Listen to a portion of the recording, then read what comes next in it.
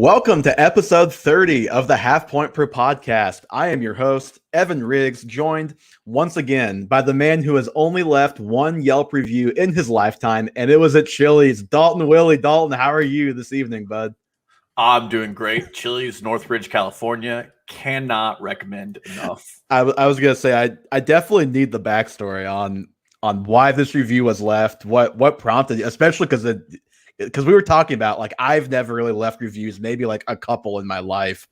I think mostly like for my wife, who's a hairstylist, it's good for her if I leave a good review one time. So I think that literally might be it for me.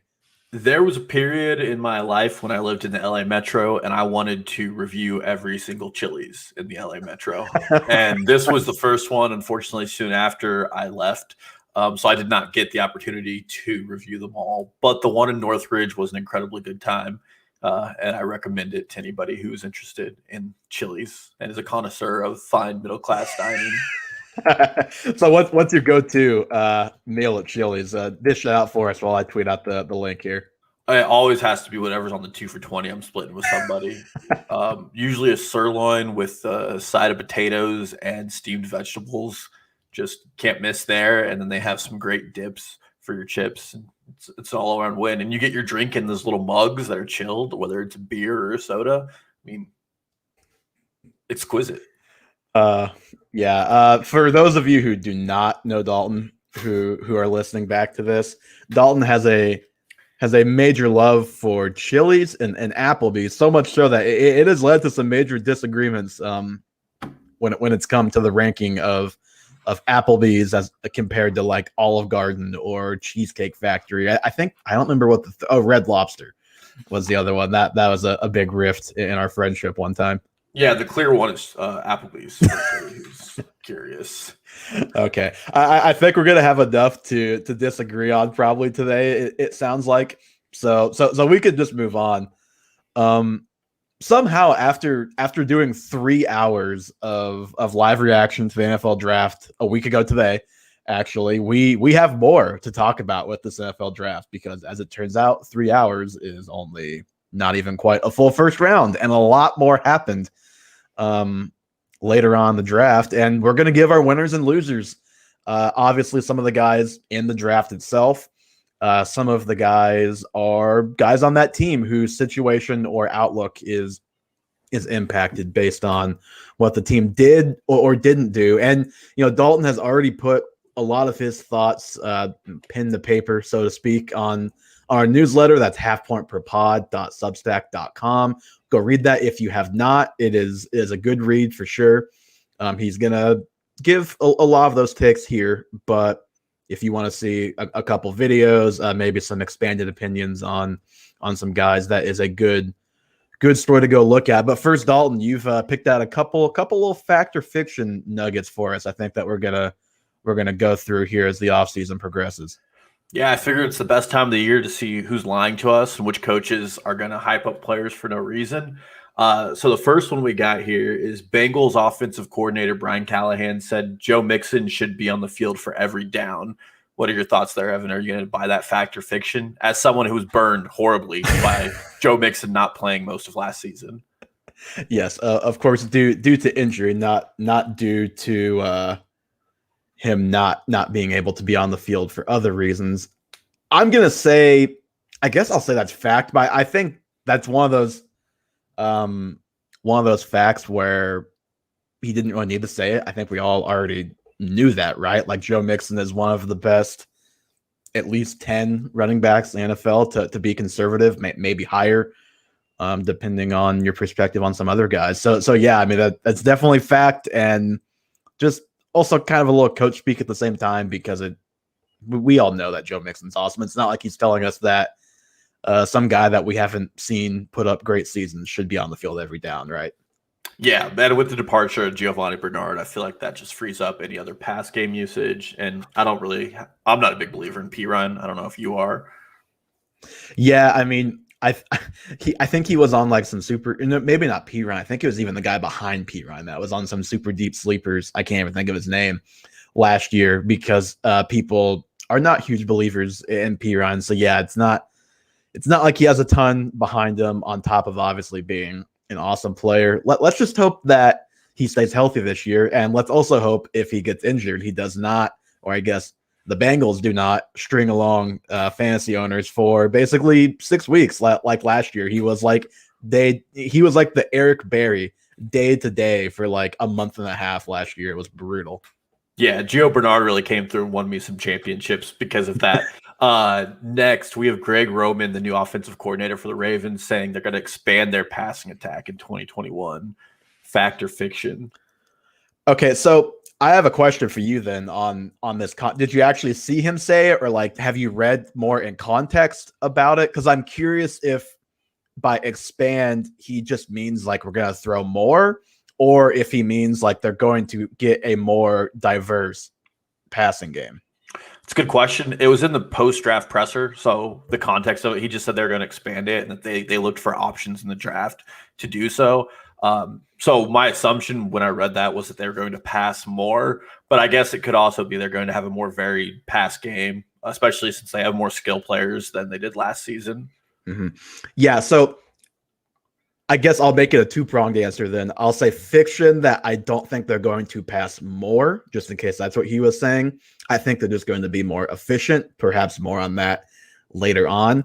But I will say fact, and I think you bring in two receivers, especially Bateman in the first round. They obviously already brought in Sammy Watkins, who, hey, he's at least okay when he's healthy. But especially Bateman brings them kind of a number one type of receiver that they just flat didn't have last year. So I do think they'll be able to have a more diverse and, for a lack of a better term, maybe more mature passing game.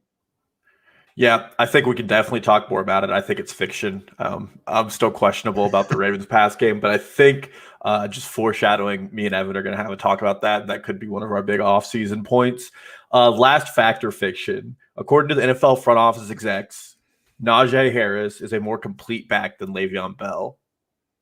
I mean, I'm gonna say fiction. I like Najee Harris a lot. I think he's really good.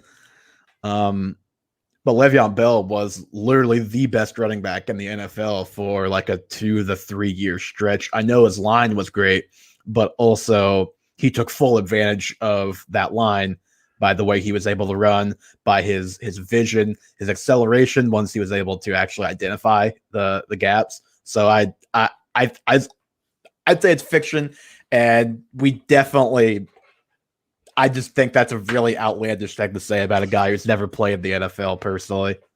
Yeah, I think Evan and I are in pretty strong agreement on this one. In addition to, what you said, he's playing with a lesser version of Ben Roethlisberger and a worse offensive line. So just even if he is a more complete back, I don't think there's a good probability of us seeing that in his first couple of seasons. Well, the Steelers look more like a team heading towards a rebuild than a championship. Well, if this NFL front office executive, I mean, the Pittsburgh had like the 22nd pick. So there's a, 2/3 chance, 66% chance that this guy is on a team that could have picked Najee Harris. I know the league is changing and teams are getting a little bit wiser about drafting running back early, but it's not like he was Saquon Barkley, Christian McCaffrey, Ezekiel Elliott going like top 10, top 5, even, top 15. Like he was a fringe first rounder who I think the Cardinals were another team who were interested, it sounds like, but there wasn't a lot of traction for him as a top 20 pick. And I think if he really was that guy, he would have had more traction in that regard. Yeah, and I think it's of the opinion of this podcast, drafting a running back in the first round is just a waste of space and resources, even if that running back is Clyde Edwards-Helaire or Najee Harris or Travis Etienne. For sure. The way I look at Clyde Edwards-Helaire is the Chiefs took the guy who they probably should have took in the first round. Not that they should have actually taken this guy in the first round, but they got the value you would hope at the end of the first round in the fourth round with L'Jarius Sneed. So just do that. Just nail your fourth round pick and you can take a running back in the first round. Yeah, exactly. So at the end of the day, I think this one's fiction too. And I think we're ready to jump on to the winners and losers, Evan. Yeah, well, and I'll just jump right into my number one here. I guess number one, I didn't really rank him, but my first winner is Najee Harris. So I won't talk too much more about him. And again, I just said it's not like he was Saquon, Zeke, McCaffrey coming out of college. So I do want to preface, I don't think that is the kind of season that we're looking at and the kind of hype that we should be looking at for him heading into this season. But you really can't ask for much more as far as the situation he was drafted into. That doesn't guarantee him playing time. It doesn't guarantee him a heavy workload because he's a rookie. He's never played. He could make a mistake and be in the doghouse. You just don't know how that stuff is going to go. But he gets drafted onto a team that didn't have a starting running back. I mean, just plain and simple. Benny Snell, Anthony McFarland, those guys are not starting running backs in the NFL. I don't think that was ever going to be Pittsburgh's intention. So he walks into a situation where he has a very clear path to a great workload. Now, Pittsburgh was the literal worst team in the NFL rushing the ball last season. They took a couple offensive linemen later in the draft, but opted for tight end in the second round instead of offensive line a little earlier in the draft, like I think people would have hoped after taking running back instead of offensive line in the first round. They obviously lose a couple of guys off their offensive line that was already aging and declining last year, Pouncey being the biggest name of anybody they lose. So I don't know. They swap out James Conner with Harris. I think that's an upgrade, but I also think the most likely outcome for Najee is going to be an inefficient top 20 type of season because he should have high volume, we would think, and he's a 3-down guy. But I do think it's easy to say he's a clear winner based on where he went. That team just did not have a starter. Yeah, I would agree that he's a winner in the context. There are very few teams in the NFL willing to do bell cow work with their backs these days.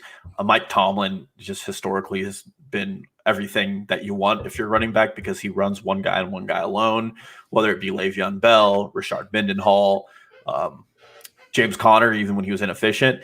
The concern, obviously, for fantasy drafters is the inefficiency of that offensive line and the fact that it doesn't look to be much better, and that Ben Roethlisberger is just scared to turn his back on defenses now because he's been injured so many times. Right now, his consensus ranking on Fantasy Pros is right at 18. So he's right below Dobbins and CEH and right above Montgomery and Carson. I'd say that's a pretty close area of his outcomes. Yeah, but definitely a good place for him to land, better than somewhere like Arizona or Jacksonville, where he would have been in a loaded backfield and would have been competing for a spot. We know he's the top dog right now. Yep, for sure. And you said it. I think right around that 18 spot is about right and about where I'd want to pick him. I do worry that once we get into training camp season and beat reporter hype season, that his stock is going to get a little out of control. But we'll cross that bridge when we get there. But he is a guy who I could see getting too high up on the draft board for my taste. Yeah. And he's just a guy where the hype, I mean, you and I both, I think, are in agreement that we thought Trey Sermon was a better prospect coming out of the draft. And I think Trey Sermon's more interesting when it comes to NFL season and might have less of the hype. But as a landing spot, I couldn't ask for a better one. I agree with you here that he's definitely a winner of this NFL draft. All right. Well, give us your first one. So this will be the second year in a row that I will spend my entire offseason touting him, and it'll be the second season in a row he probably lets me down. But I have Mecole Hardman as one of my biggest winners. Last season, Mecole Hardman from 2019 onwards had the highest passer rating win target of any wide receiver in the NFL. That passer rating was 132.2. Second was A.J. Brown with 128.6. So we know Mecole is skillful. The question is whether or not he's just a gadgety player. And last season, Demarcus Robinson generally slotted in the wide receiver 2 position when Sammy Watkins was injured. I am of the hope that is over. Demarcus Robinson is a fine receiver, but he doesn't possess the athleticism Mecole does. Chiefs went out and got Cornell Powell, and we still have Byron Pringle on the roster. It's historically, when it comes to fantasy production, any receiver taken out of the first 3 rounds doesn't usually contribute the first year. I don't really expect Cornell Powell to come in and immediately be a factor. I think Mecole has a better understanding of the offense.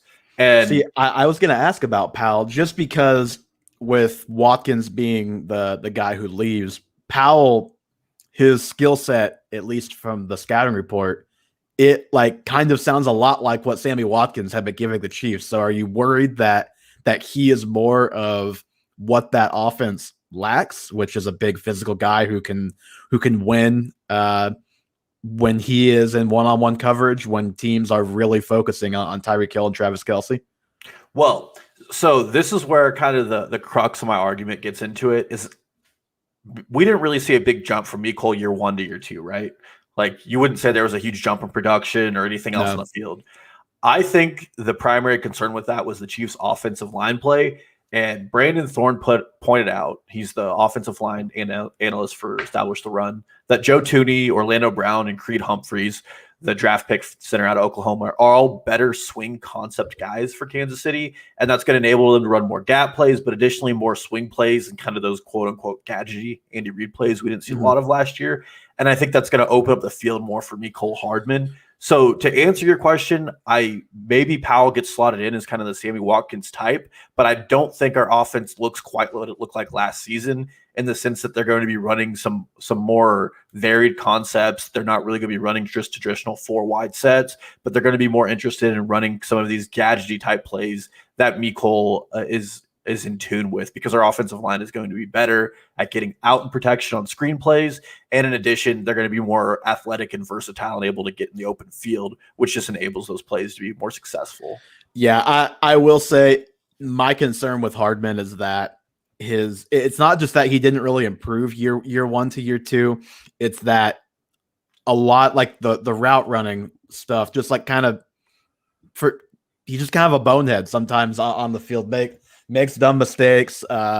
There's times where it's like he's running a deep out or something, and Mahomes misses him, and someone on Twitter will point out, oh, well, he was supposed to flatten out and he would have been there. It's like stuff like that is still very present and very, very prevalent with him. But I am with you that the offensive line, number one, should allow them to run more of those gadgety plays. And number two, they should be able to hit the deep ball more often, because they will actually have time to set up the deep stuff. And if they're able to effectively run up the middle, even a little bit, or even if they're not, I mean, just the threat of the play action and a good offensive line should help that too. So I'm a little conflicted, but I understand where you're coming from. And for the Chiefs' sake, I hope you're correct, but I'm a little skeptical. And right now, he's going as a wide receiver 51, so you can get him pretty late in drafts. For sure. That's really, I'm just shooting for upside. I mean, he's sitting around Jamison Crowder and Lynn Bowden. If you're really drafting out of those three guys, I really hope that you pick the one guy who's getting thrown to by Patrick Mahomes, and he has a high upside if he were to get the targets and increase his efficiency a little more. Of course. And of course, he has a high week-to-week upside. And yeah, I mean, if you're still a believer in Hardman in general, or even if you're not, just the potential opportunity, you can't really deny that he was at least a winner in that they didn't take a receiver like in the second round. There were guys that were definitely there, and they passed up to go linebacker and go center there. So for sure. Yeah. So we've talked a little about Mecole. Who do you have as your number two or your next guy up?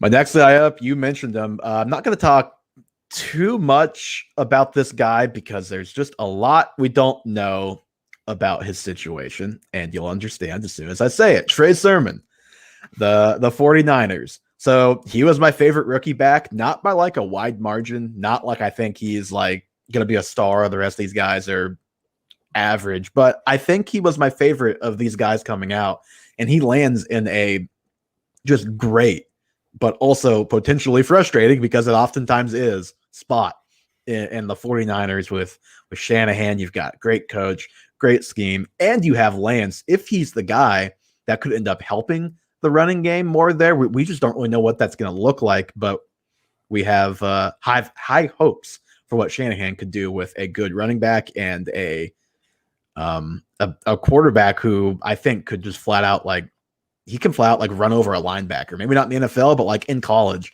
So like he's a little bit more of a power guy, kind of like Cam Newton-y type of runner. So that could be fun. I get that it's a crowded room with, obviously they bring in Wayne Gallman. They have Mostert. They have their stable of like 8 other guys. They rotate in and out every year. It seems like rest in peace, Jermichael Hasty.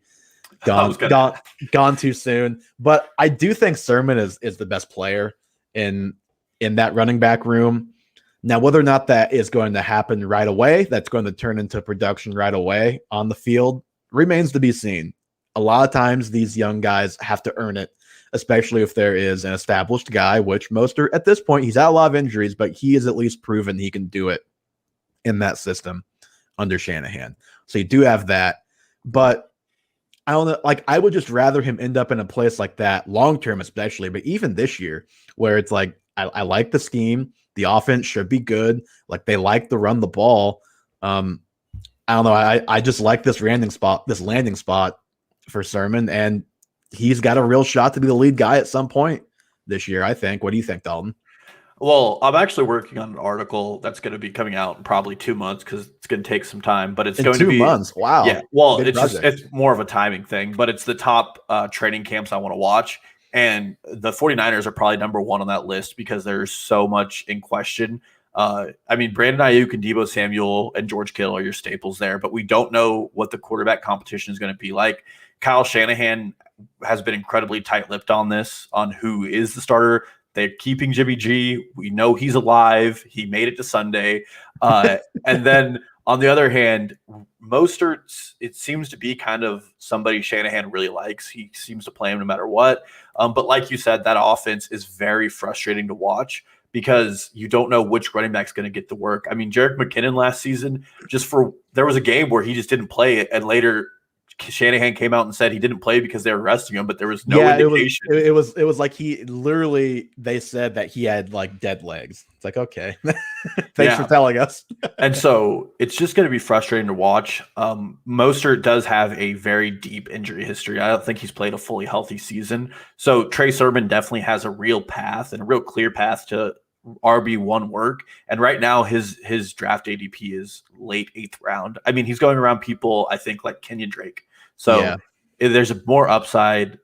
I like him. He's definitely a winner with where he landed. There are a lot worse spots where he'd get buried in a depth chart. At least we know here he's probably at least the RB1B, I would say. Mm-hmm. And he has a real shot at being the 1A.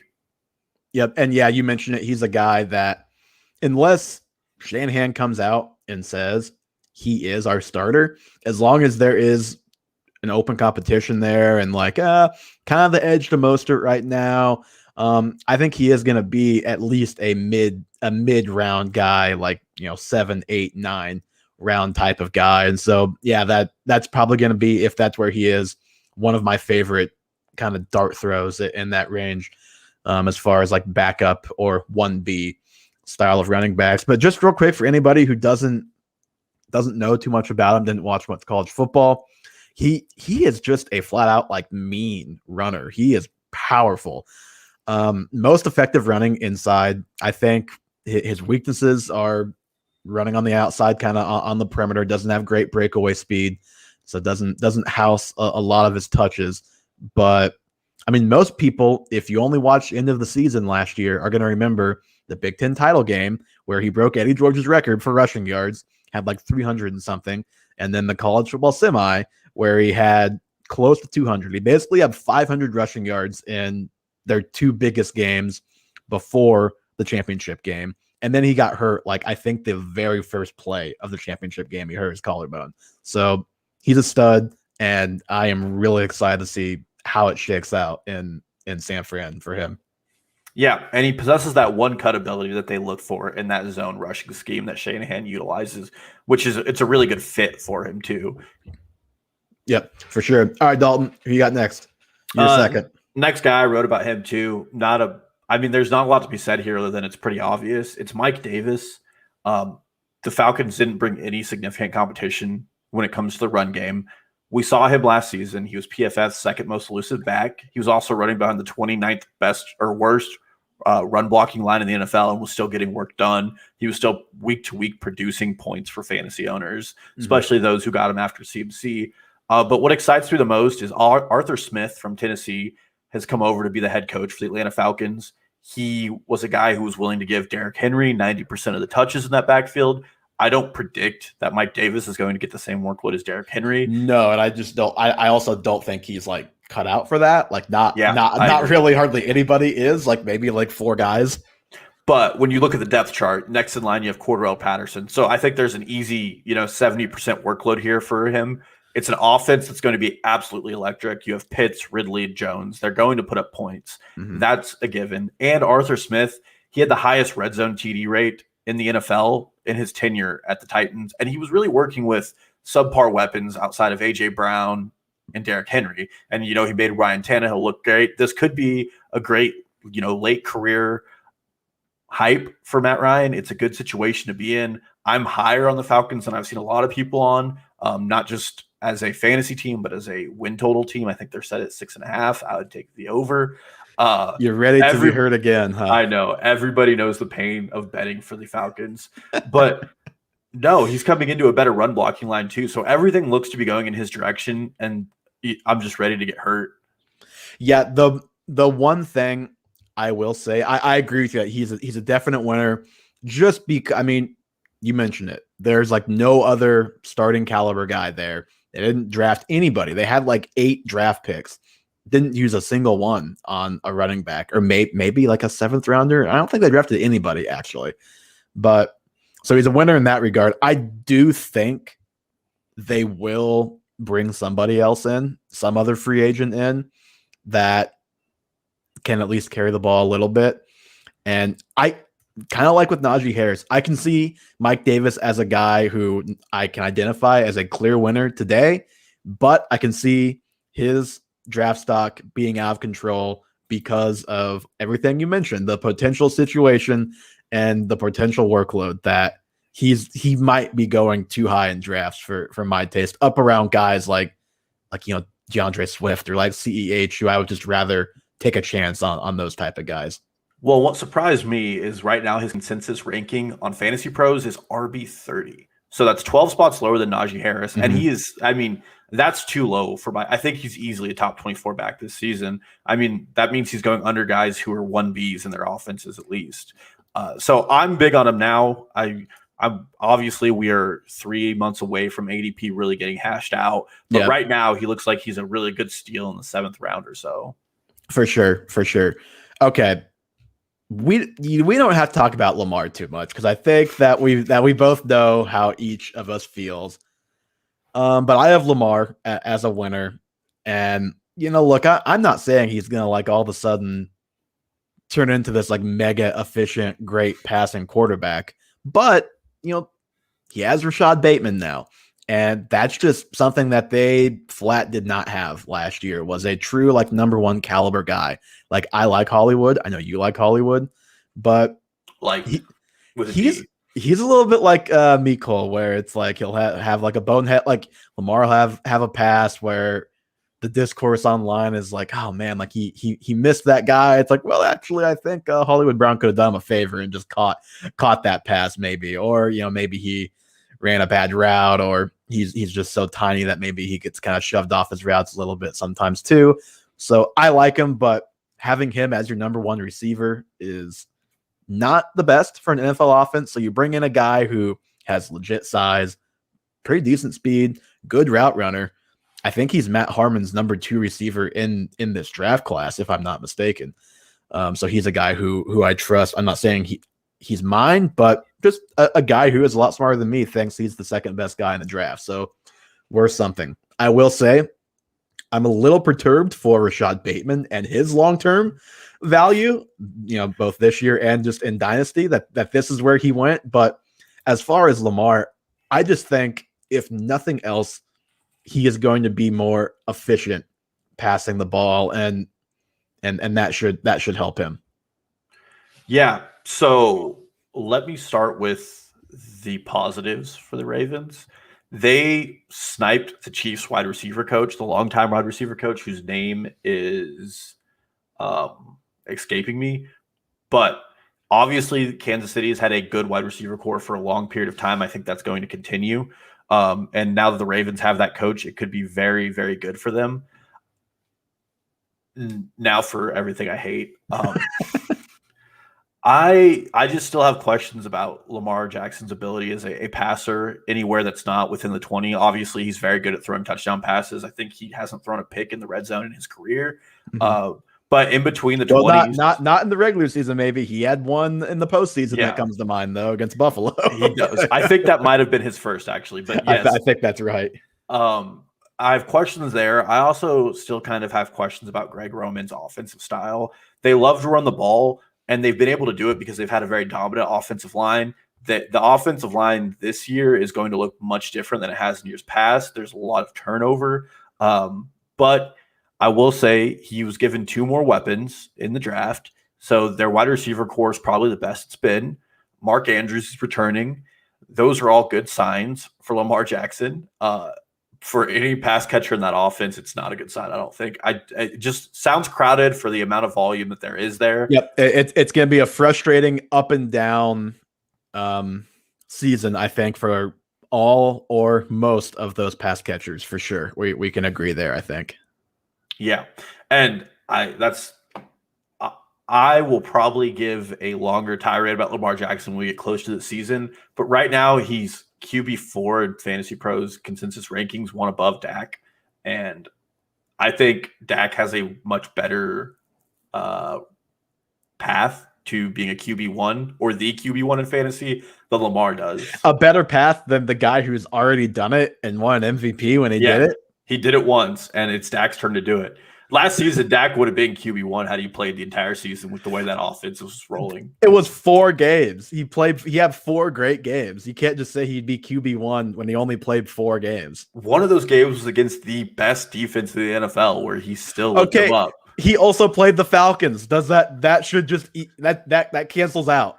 That does not. Should we do a little preseason bet or season bet? Who will finish higher, Lamar? Yeah, or Dak? I mean, I think we can save that until closer, so we don't, especially save it for when Johnny is here, so he can actually type it down and we don't forget about it. But yeah, I think that bet is definitely coming, and I just gonna say I feel great about Lamar outscoring Dak this year. You're forgetting about the rushing. The rushing is just a cheat code. No, I know the rushing's there, but I think part of my retinence on that is that the offensive line is going to be a little more in shambles, and I think he's going to have less time to establish a path to run the ball than he has historically, and it's going to have to be a lot more impromptu scrambles. We shall see. Okay, give me, is this your 3rd or 4th? This is my 3rd. And so I'm not going to spend hardly any time here because it's pretty much the same idea behind Mike Davis, but it's Myles Gaskin. Okay, I actually do want to spend a little bit of time here. I have Salvin Ahmed on my list. Okay, then we can spend some time. But the Dolphins didn't invest in any running backs, so we know that they believe in who they have. Last season, 60% of the touches to a running back was given to one back in every game. So we know that whoever is the starting running back is going to be getting all of the work. And on paper, this offense looks like it's going to be really good. It hinges on whether or not Tua's deep ball is better, and that wasn't an issue of weapons and not his own skill, which I think was the weapons. Just Tua being better in general too, yeah, for sure. Yeah, but everything else, they have a good run blocking and a good pass blocking offensive line.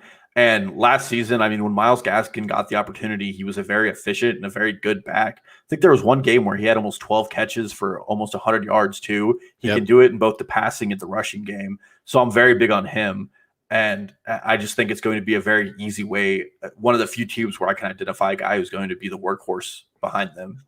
See, and I don't necessarily disagree with what you're saying. The only I thought about Gaskin, but I was like, you know what? I'm going to just say Ahmed because I wanted to just have this discourse right now because I think everyone's assuming it's going to be Gaskin. It very well could be Gaskin.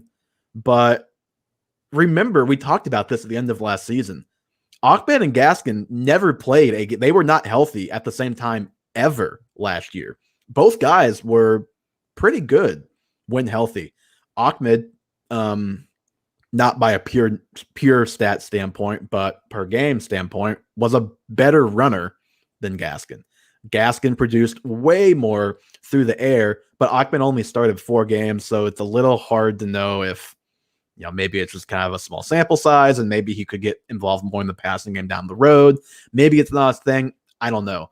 But I just wanted basically to bring this up to say they're going to be another backfield that I'm watching very closely to see if we can get any hints as to whose job that is. Maybe God forbid, watch a preseason game or two and kind of see how that work is distributed, because I'm just not sure we know which guy it's going to be or how it's going to. It could just be a pure 50-50 for all we know, right? Or it could be Gaskin 80-20, could be Ahmed 80-20.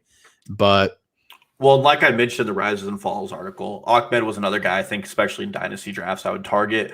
But if we just want to continue down that path a little more, it is Brian Flores, who comes from the Bill Belichick coaching tree. And anybody who's been a fantasy football player for the last 10 years knows that coaching tree is one of the most frustrating when it comes to giving running backs touches. And last season, maybe that 60% share was an issue because of all the injuries. I mean, there was a game where Kalen Ballage was the starting back for Miami. Yeah, so it's like maybe the 60% thing, like you said, was just because of lack of guys available. And like some of the games that Ahmed was great, it was like he was literally the only game in town, right? Like he had a game, I don't remember who it was against. He had like 122 rushing yards. That I don't think Gaskin broke 100, but obviously Gaskin had like 500 receiving yards. Ahmed had like 70 on like 14 targets. So I'm pretty sure it was the Chargers game you're talking about too. I do think that's right. The thing I will say about Ahmed is, and Gaskin, they're both pretty similar players in that they're both undersized. They're both, pretty quick guys. Ahmed especially is like a really quick, like one cut guy, but he just doesn't have a lot to offer as far as like power. Neither guy does really. So that's the other wrinkle here. It's not like you've got a situation where you've got two drastically different players that can bring different things. They're both pretty similar in their skill sets. So just wanted to throw it out there as a situation that I'm watching, because it is a complete unknown, because we've literally never seen them healthy in the same game once Gaskin became the starter, right? Because they had like Jordan Howard, Matt Breida early in the season, and it was a wash the first like 4 games. Yeah, it could definitely get really murky. And it's definitely a backfield to see how the preseason plays out. You're on to your 3, or are you on 4 now? No, that was my last one, because I had Ahmed just as my placeholder for Dolphins backfield, so we could go back and forth. So I knew you were going to have Gaskin. So down to my final riser and my winner. Is one that I didn't write up in the article, but the more I read and the more I look into it, I think Justin Herbert was a major benefactor of the way the Chargers drafted. Yep. And to be clear, the only reason why I didn't put him on my list was because I mentioned him specifically on our stream at the end when we were talking about winners and losers. So I didn't want to talk about him again, but please go ahead. Well, just to start, this doesn't have anything to do with the draft. But everybody remembers my tirade about Anthony Lynn last year, and especially late game management. Anthony Lynn is just absolutely absurd, running Austin Eckler on the 2-yard line when they have 20 seconds to score a touchdown. Don't understand that. But last season, the offensive line for the Chargers graded 30th in the NFL. Herbert had the highest passer rating under pressure. Those are two things that probably don't continue year to year. They're probably not something that correlate well. They went out and they really invested in offensive line. They added Corey Linsley and Matt Failer in free agency, and they drafted Rashawn Slater, who surprisingly fell out of the top 10. A lot of people thought he could have even been one of the first offensive tackle off the board. Mm-hmm. So those are very good things. The offensive line is going to be better. It has to be better than what it was last year. Herbert's going to have more time to pass, and last year he set the rookie record in touchdowns with 31. And then they added Josh Palmer to replace their deep threat. He averaged 21 yards a catch in college football. Mike Williams, Josh Palmer, Keenan Allen is their wide receivers, and Austin Eckler. You have a pretty good situation. And then you have team preseason Donald Parham, who has been an absolute spark athlete and never gotten a starting role. He's also a tight end sleeper for me. Well, to be clear, also Jared Cook is there and in the picture, he stinks, but he'll probably be their starting tight end. I'm team Parham. I think he'll start. I think Jared Cook's just there. But no, Justin Herbert wins, and I think he's going to have a very good and efficient season, and he'll be the second best quarterback in the AFC West for what it's worth. Well, let's just hope, obviously, and this is even me as a Chiefs fan saying this, let's just hope the Chargers can stay healthy this year, because obviously it would have helped Herbert immensely, I think, if Eckler was around the whole season last year instead of like 5 games. So Derwin James on the defense. yes, obviously on defense, but let's keep that O-line healthy. Let's keep those main weapons healthy or mostly healthy, and let's see what they've got. Because I'm with you. On paper, they definitely made some big upgrades, and Slater get him at tackle is just an even bigger boost. I completely agree with you there, but it is time to move on to the negative side of this, the losers. And I think, Dalton, we probably both have the same first guy because I think literally everybody who knows anything about fantasy football has the same first guy, right? Like it's got to be James Robinson. We can tackle this one in tandem here. Yeah, James RB1 son season ended pretty quick. I don't know about you, but I actually wanted to question some other stuff here about the Jacksonville franchise. But Travis Etienne's a big hurt. I wanted to have a real heart to heart about how crappy I think their franchise is. What I will say on that is I do think that running back was like an actual need that they should have drafted. Like I think Robinson is like fine, not great. But you have Carlos Hyde as your backup who just stinks. But when your defense is like literally last across every category, maybe you don't do it in the first round. I guess that'd be my compromise to this situation here. Well, okay, so we could just jump into this because I think it's been said enough, and anybody who listens to fantasy football knows why Robinson's a loser. But what is the start of Urban Meyer's regime? Johnny, when you go back and listen to this, please just cut that part where Dalton says everyone knows why Robinson's a loser. That's it. But in what world do you go out and you sign Carlos Hyde to a 2-year deal for I think $4 million a year, which isn't a bad deal, and then you go and you spend your 24th round pick on an older running back, and we know that running backs significantly drop off after like the age of 27, I think, and I think Etienne's already almost 23. So I think he was at Clemson 4 years, yeah. While there's still guys like Asante Samuel and some really good edge rushers on the board, or you could even just trade back and maybe still get Etienne. And then the offensive coordinator for Jacksonville is Darren Bevel, who has never not utilized a running back with more. He's used every running back he's had with a 70% or higher snap share. So it would indicate that they would want to use a workhorse. I don't know about you, but it's just a very bad start to the Jacksonville franchise. This would be like taking over the 76ers and then not using the draft picks effectively after all those years that Sashi spent getting those draft picks. Well, to be fair, there were a lot of ineffective draft picks from the 76ers. If you want to go down that road, Nerlens Noel, Jahlil Okafor, Michael Carter-Williams, they just happened to hit really big on 2. But Markelle Fultz, there were a lot of bad ones. You just got to hit in basketball. You really only need to hit big on like 2 or 3 picks. Football, a little different story. But doesn't this seem like a very bad start for the rebuild in Jacksonville? I mean, obviously Lawrence is a hit. I'm not going to talk about it, but wouldn't you rather take at least a tackle here? I mean, Tevin Jenkins was still on the board. Yeah, I would rather take a more important position. Literally, whether it's tackle, defense, whatever. Safety, Trayvon Moehrig was there. Yeah, Samuel. I mean, I would rather do that and then go running back in even the second round, but more like 3rd or 4th round.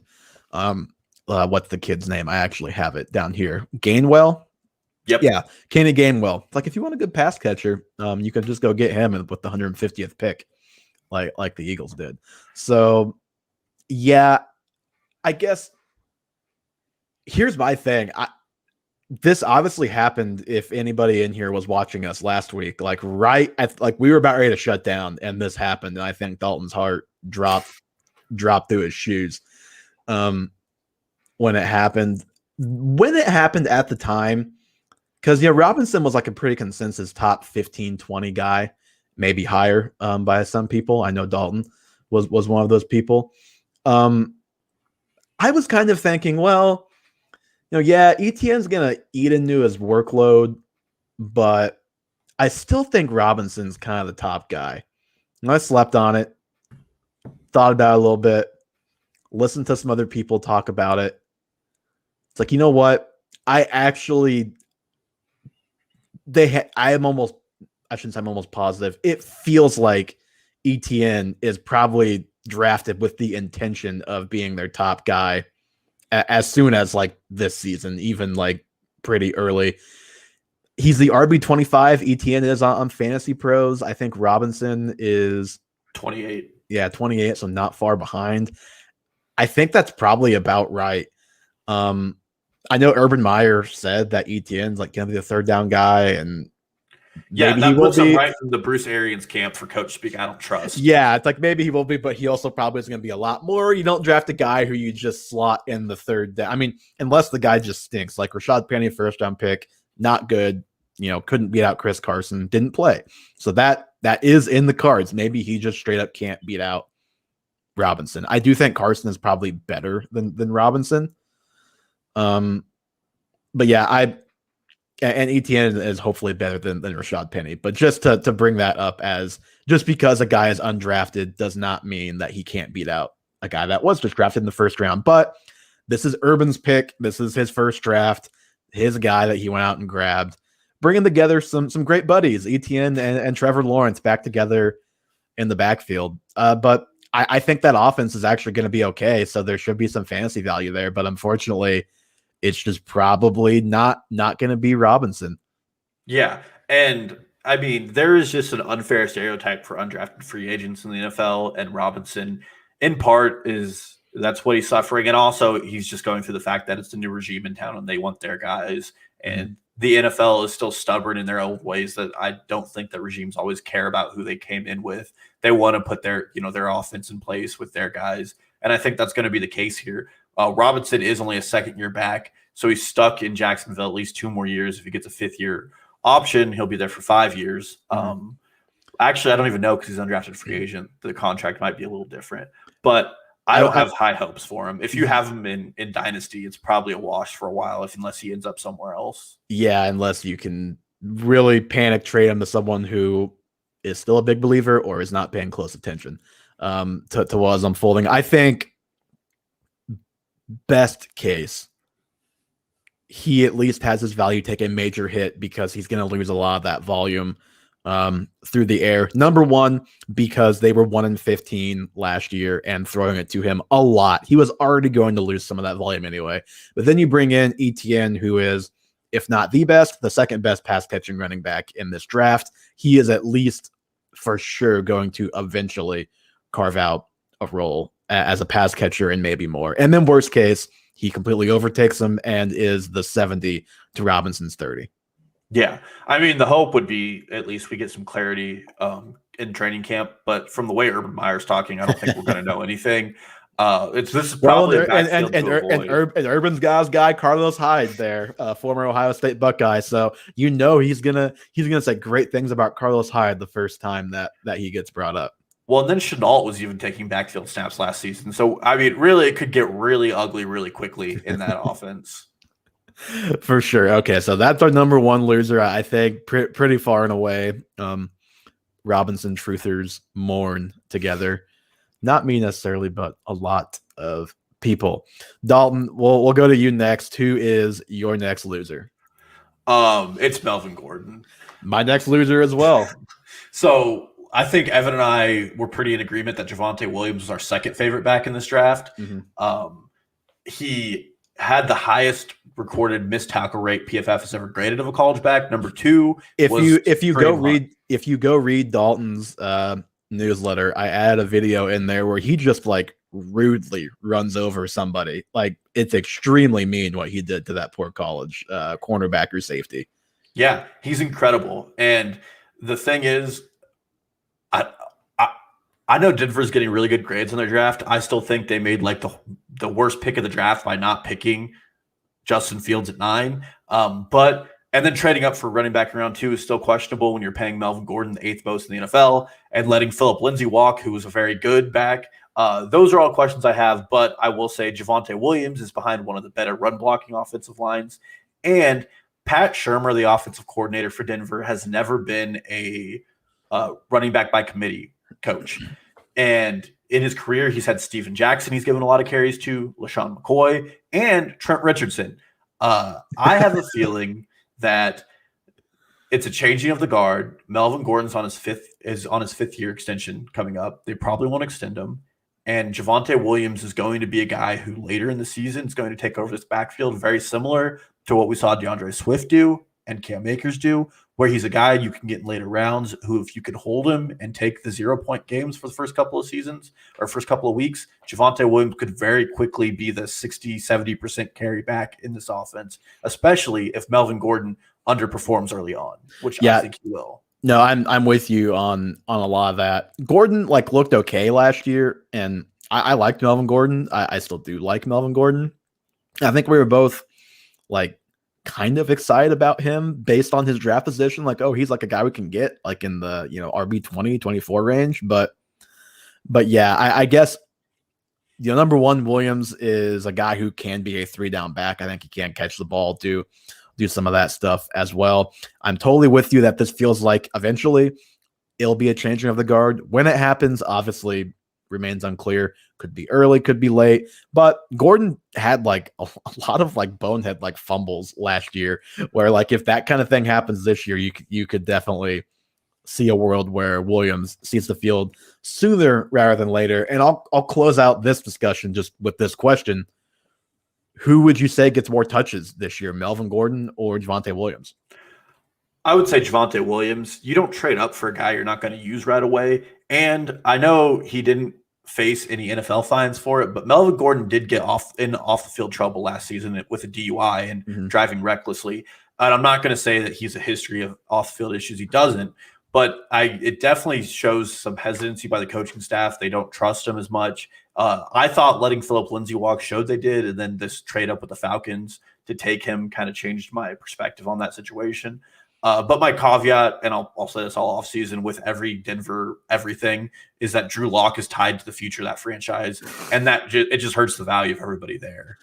So I agree. I'll say Williams. I think he is the guy who's going to ultimately end the season with the most touches. Could be rocky early, but I think by the end, by season's end, he will outtouch Melvin Gordon. And just the bottom line on Melvin Gordon is, unless they took one of those top 3 or 4 running backs, Denver, they weren't bringing anybody else in who was going to potentially outtouch Melvin Gordon. So pretty easy to put him as a pretty big loser here, I think.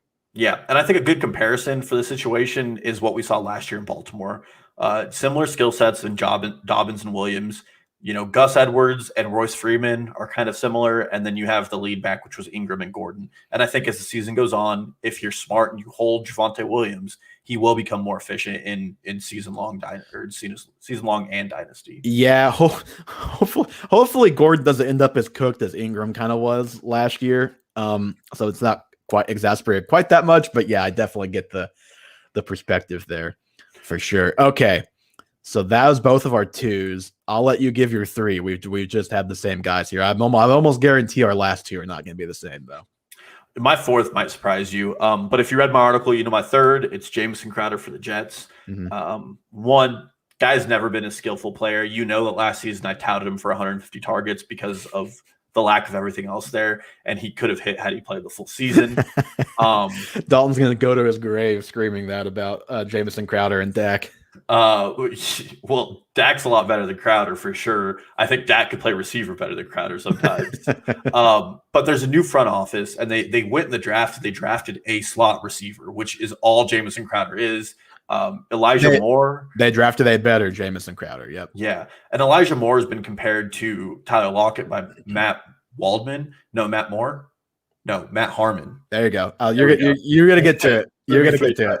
By Matt Harmon, who obviously does really great work when it comes to wide receivers. He was big on DK Metcalf before everybody else. And that's a really good comparison because it means he's going to be very efficient.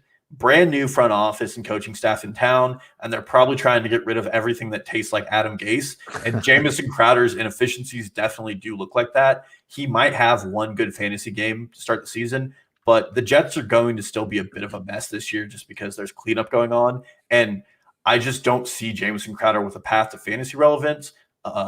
He's wide receiver 52, which is actually one past Mecole.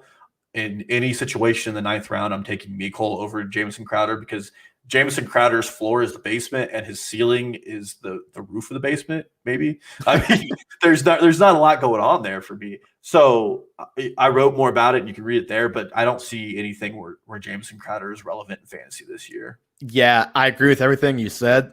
He's just not a guy I consider for this category because I think you and I have always felt differently about the potential value of a one Jamison Crowder. So I'm with you. I'm just not too broken up about it because he is not one of my favorites anyway. We'll just put it that way. While we're on the subject of the Jets really quickly, Chris Herndon season is back on. I can't do it again. I think I actually drafted him in our main league in Sunday Fun Day last year. That did not go so great for me. I think he lasted 2 weeks on my team. I think we drafted him in best ball. Yep. He was he was on our best ball team too.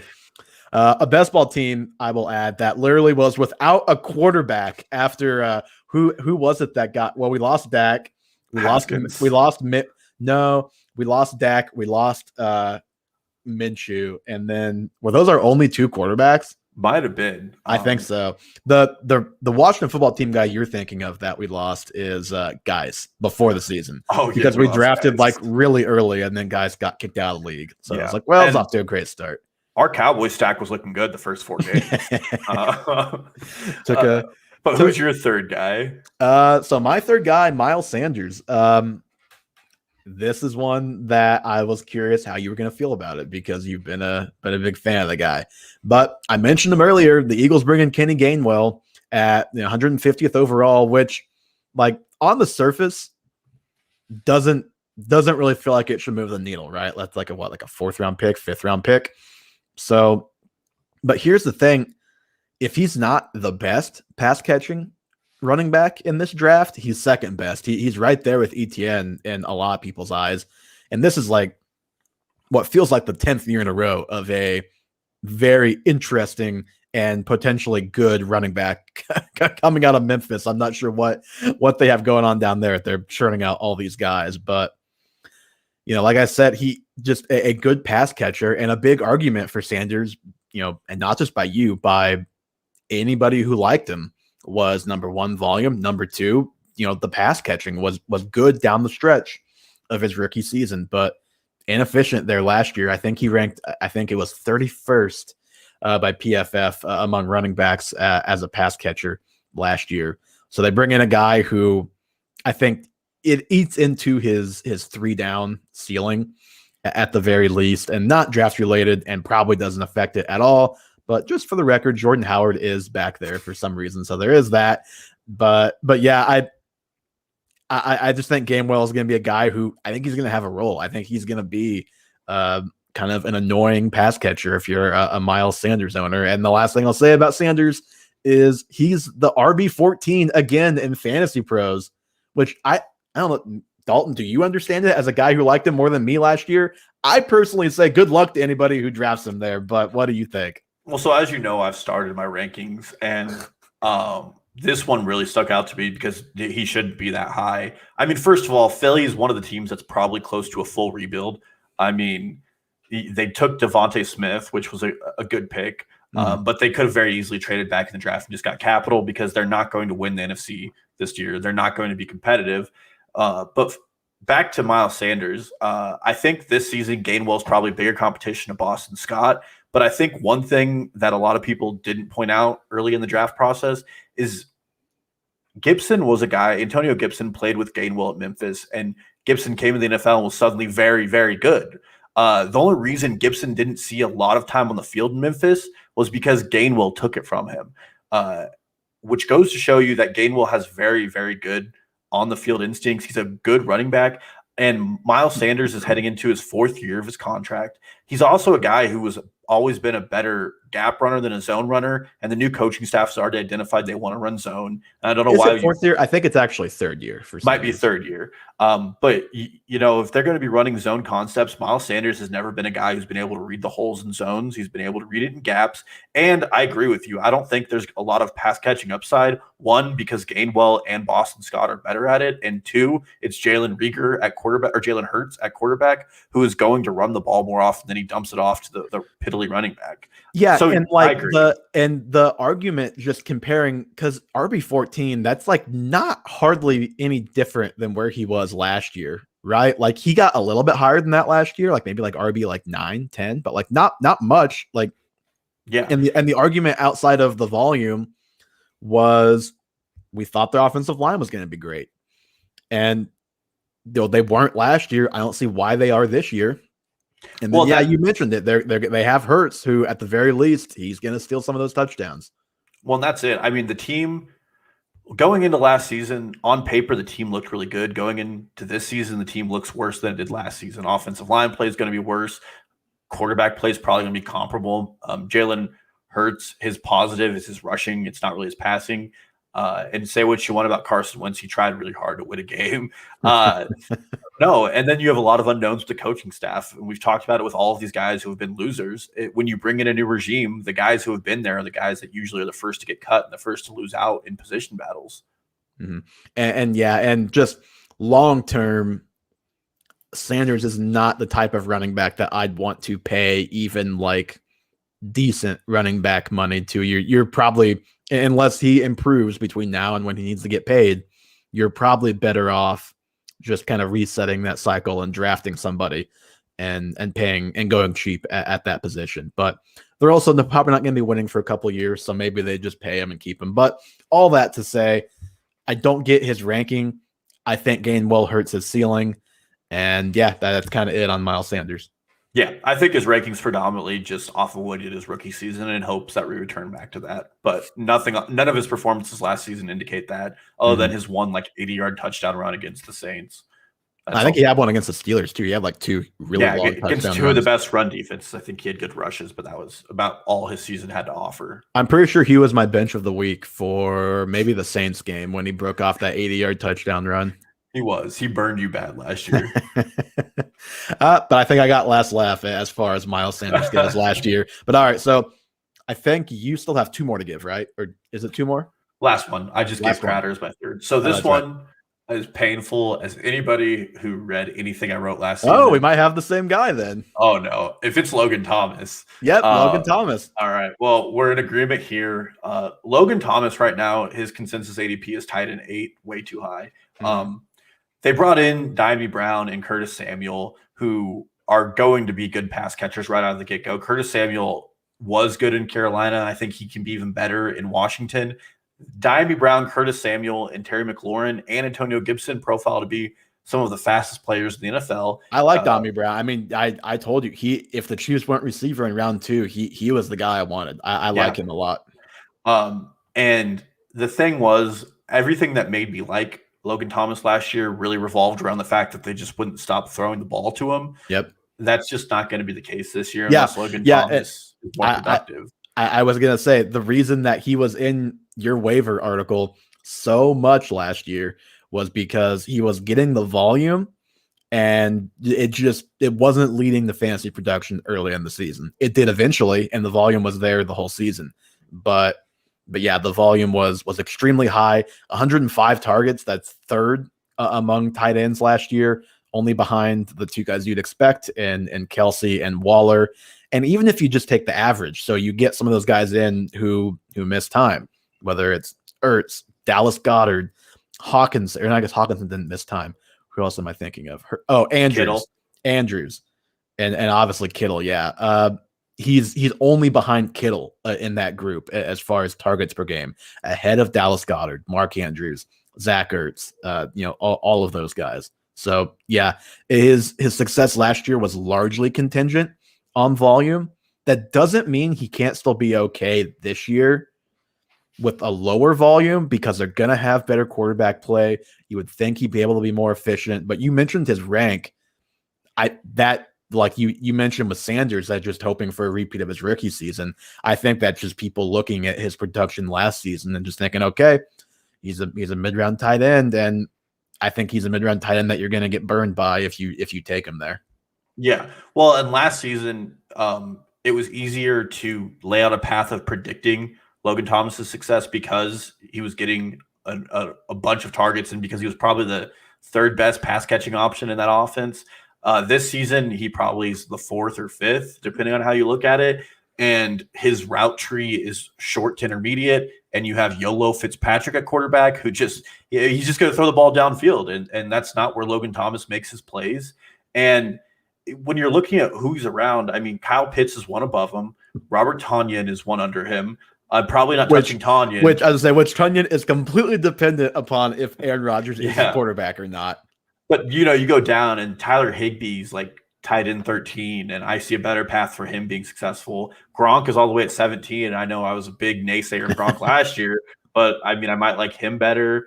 It's Blake Jarwin is tight end 20, which I don't get at all. But mid-round tight ends burn people every year, and Logan Thomas is right in the mid-round, like you mentioned, and he's just not going to perform. Mm-hmm.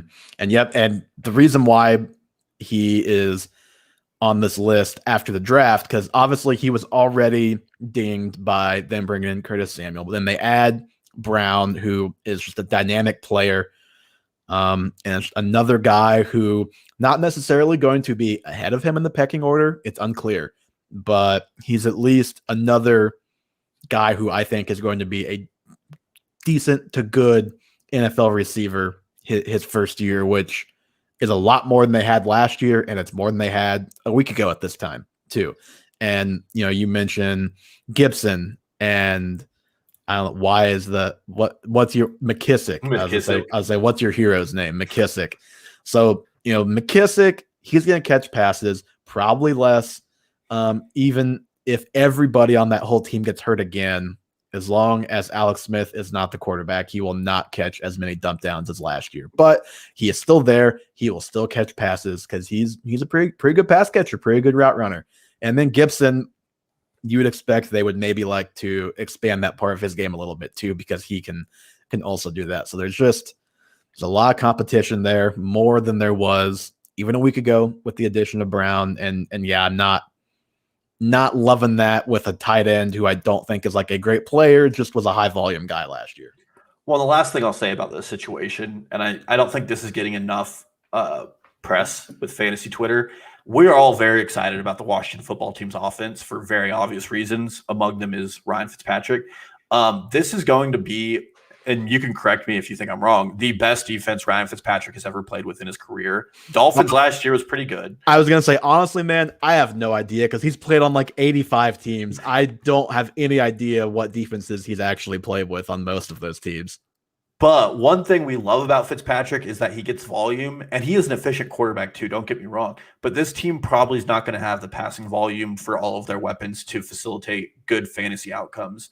I mean, last year, the Washington defense pretty much carried them to the playoffs, and then we had Taylor Heineke season for almost beating the Super Bowl champions, the Bucs. Yeah, but would that have been nice?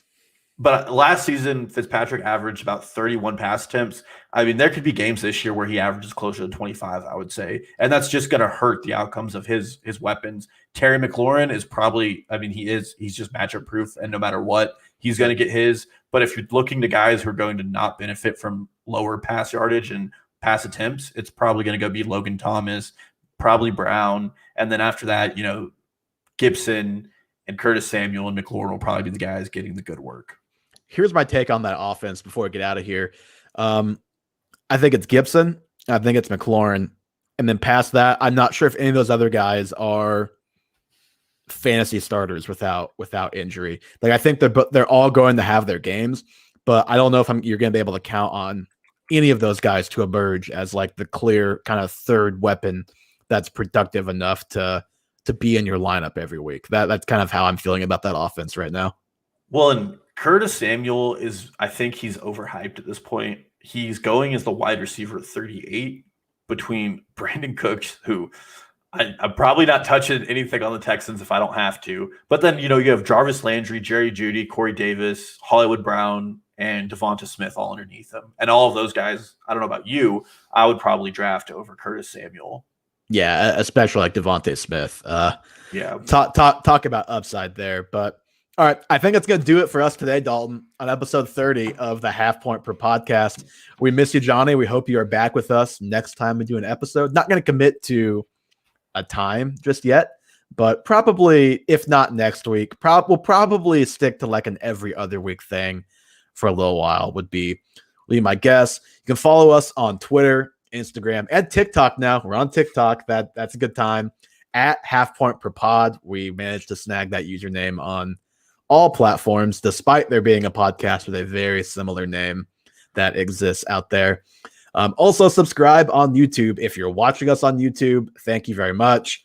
Subscribe there. We will be doing all the podcasts on there as well. They will obviously all still be in audio form everywhere you listen. Spotify, Apple, any place else that you find your podcast. Leave us a review on iTunes, and we will talk to you guys within the next couple of weeks.